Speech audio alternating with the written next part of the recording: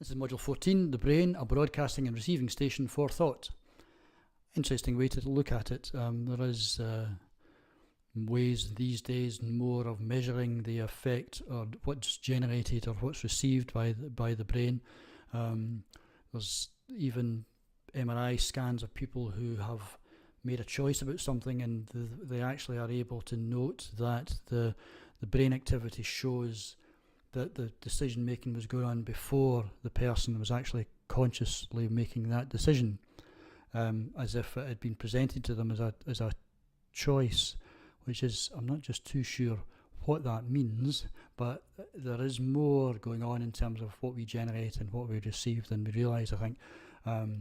We often speak about the brain, how we have a huge capacity, but we often use a limited amount of it, and what we do, we can often use badly, especially in terms of mindset and feelings and expectations, and what dictates your mindset and what dictates your achievements.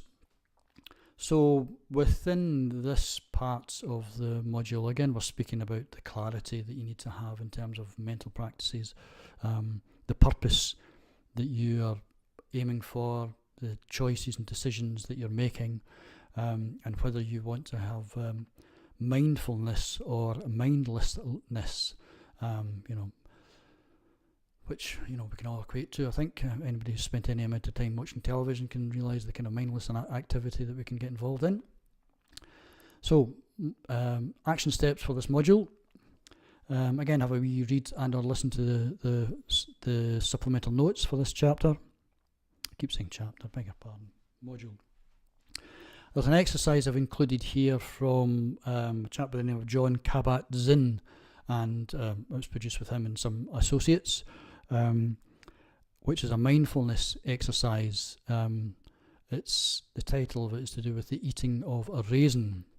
It's a worthy exercise, and it's also you can change it in terms of there's a mindfulness exercise that relates to the cessation of cigarette smoking, that you can actually do the same kind of exercise while smoking a cigarette, where you actually spend as much time as possible experiencing it, with a view that it will encourage you to stop smoking.